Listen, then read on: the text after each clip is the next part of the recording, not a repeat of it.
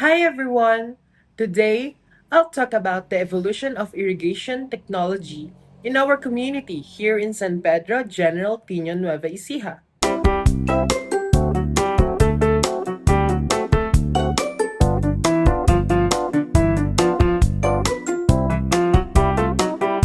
Since maraming kababayan namin ay farmers, mahalaga ang tubig at patubig para sa palay at iba pang tanim. Ipapakita ko ang timeline ng mga water pump technologies, ang comparison ng old at new, at kung paano ito naka-impact sa aming buhay at sa komunidad. Noong una, karamihan sa mga bukid ay gumagamit ng manual water pumps o diesel-powered pumps para patubigan ng rice fields at iba pang crops. Ang manual pumps ay kailangang pisikal na gamit at matrabaho kapag malayo ang tubig. Samantalang ang diesel pump naman ay mas mabilis pero kailangan palaging bumili ng diesel fuel na nagiging malaking gastos para sa mga farmers. Habang lumilipas ang panahon, nag-improve ang paraan ng pagkuha ng tubig para sa mga patubig. Una, manual pumps ang pinaka-basic at common. Pagkatapos, nagkaroon ng diesel pumps na mas malakas at makatutulong sa malaking area. Ngunit, dahil mataas ang gasto sa diesel, naghanap ng mas matipid at sustainable na paraan ang mga farmers. Ngayon, unti-unti nang ginagamit ang solar-powered irrigation pumps. Ito ay mga pump na gumagamit ng solar energy mula sa araw para maghatid ng tubig sa mga taniman.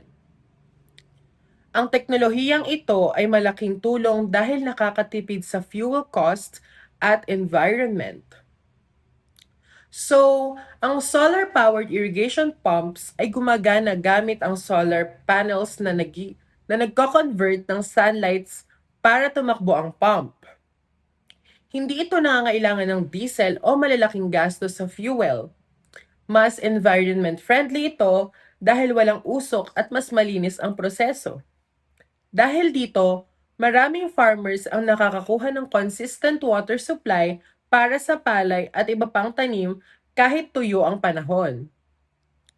Kung i-compare natin ang manual or diesel pumps at solar-powered pumps, pareho pa rin na magbibigay ng tubig sa mga taniman.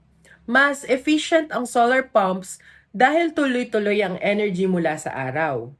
Sa umpisa, medyo mahal ang solar pump pero long-term ito na nagagamit. So, tipid dahil walang diesel. Solar pumps ay mas eco-friendly dahil walang usok o pollution. Mas kontrolado ang water supply at mas maraming trabaho ang natatapos araw-araw. So, solar pumps mas sustainable at helpful sa long-term farming.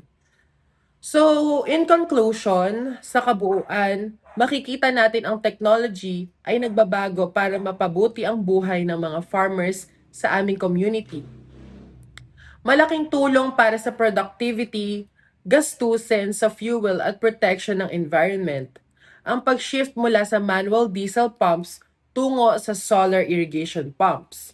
Ito ay patunay na ang innovation ay hindi lang para sa convenience, kung hindi para sa sustainable future ng mga magsasaka at ng bagong komunidad. So again, I am Calgian Balacano from BSRT 2-1. Thank you.